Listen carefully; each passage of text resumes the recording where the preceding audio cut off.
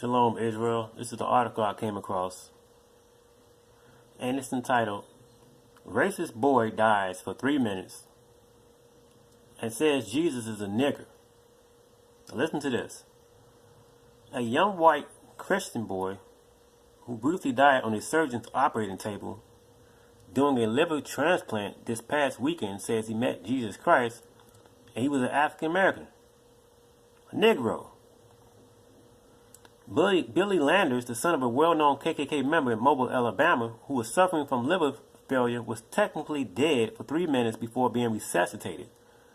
During that time, the 13-year-old claims he visited the afterlife.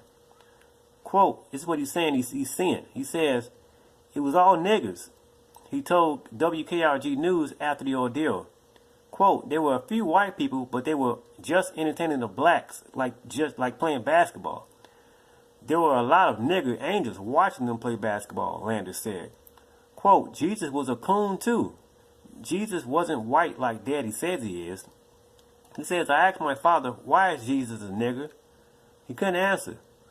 He says, I've been taught that God and Jesus hate niggers, that God cursed them by turning their skin black, that they were mud people."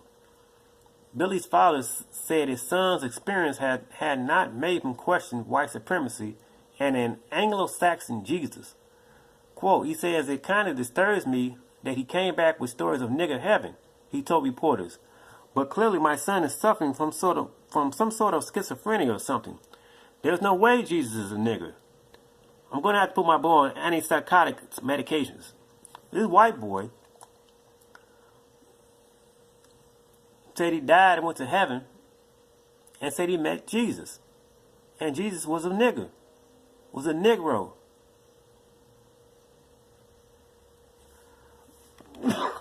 Excuse me. These white people know that the Most High is black. We are his chosen seed, Negroes. Now, this is another link that I came across. And it's entitled truthovertradition.com. I have this guy's book. Let's click on Jesus and see what he says. Undeniable biblical proof that Yahushua, Jesus, or Yahweh is black. Says why this is not Jesus and why it matters. All the lives we've been taught that Jesus is a blue-eyed, blonde-haired white man. And it says this image of a white Messiah appears in all churches across America, especially in the black church. Okay, it says, although color is a subject that is highly avoided today in white supremacist society, the Bible contains detailed narratives on the physical appearance and skin color of God's chosen people, the Hebrew Israelites. But in order to stay on topic today, he says I will only be discussing the color of Messiah and who the world calls Jesus. Let's keep on going. Do your history on what happened through the whitewashing, right? All the people in the Bible is black. So what happened? Okay? I'm going to talk about in my next video what Hitler said about the biblical Jews of the Bible and what they look like. And we're going to talk about where white people come from. I have this guy's book and he goes into that. Now, let's keep on going.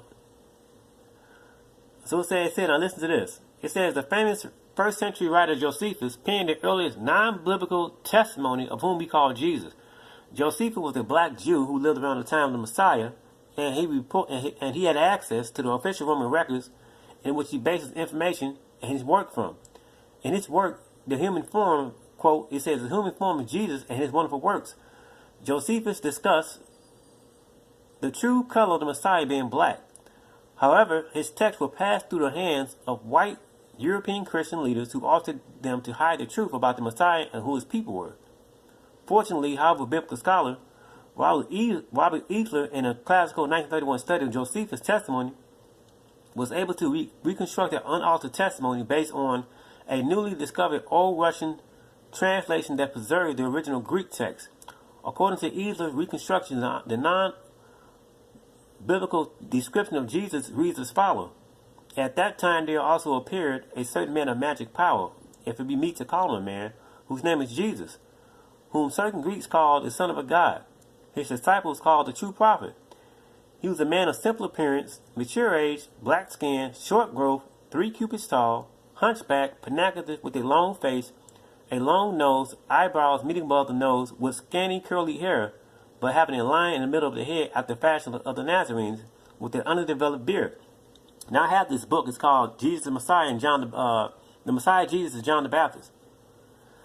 It says, this short, black-skinned, mature, hunchback Jesus with a unibrow, short curly hair, and undeveloped beard bears no resemblance to the Jesus Christ taken for granted today by most of the Christian world. That tall-haired, long blonde, blue-eyed white boy. It says, yet this earliest textual record matches well their earliest iconographic evidence.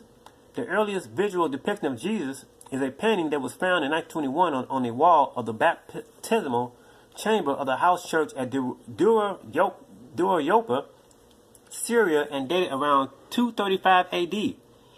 This picture of Jesus is called the healing of the paralytic, and displays him as being short and dark skinned with a small curly afro. This description has now been supported by new science of forensic anthropology. Let's click on this image. What does it look like? There he is. Short dude. Let's keep on going. In 2002, British forensic scientists and Israeli archaeologists reconstructed what they believe is the most accurate image of Jesus based off data obtained from the multidisciplinary approach. In December 2002, Popular Science magazine published a cover story on the findings which confirmed that Jesus would have been short, around 5'7" to 5'9", short hair with tight curls, a weather-beaten face which would have made him appear older, dark eyes, dark complexion.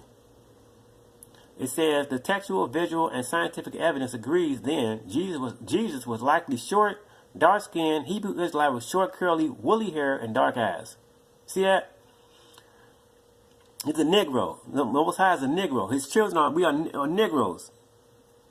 We are made in the image of our Heavenly Father and His Son. Now who's this white boy? Caesar Borgia. Do your research on this dude. This is not Christ. Right?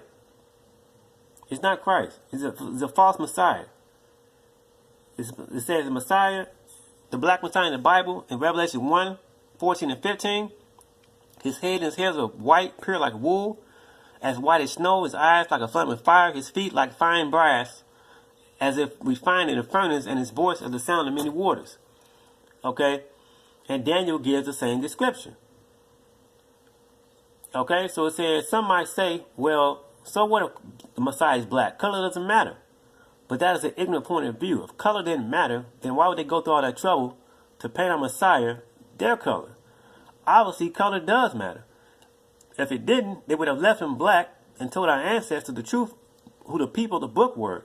Instead, they lied to them. They told them lies so they can pass those lies down to us in hopes that we would never find out that Yahushua or Yahushua, whom the world calls Jesus, was black, and that we are God's chosen people whom the entire Bible was written about. See that? I'm going to post this in my description box, and I'm going to come back and we're going to talk about what Adolf Hitler said. What did he say? Okay? And I say peace to you. Stay strong, Israel. And our redemption is near. Peace.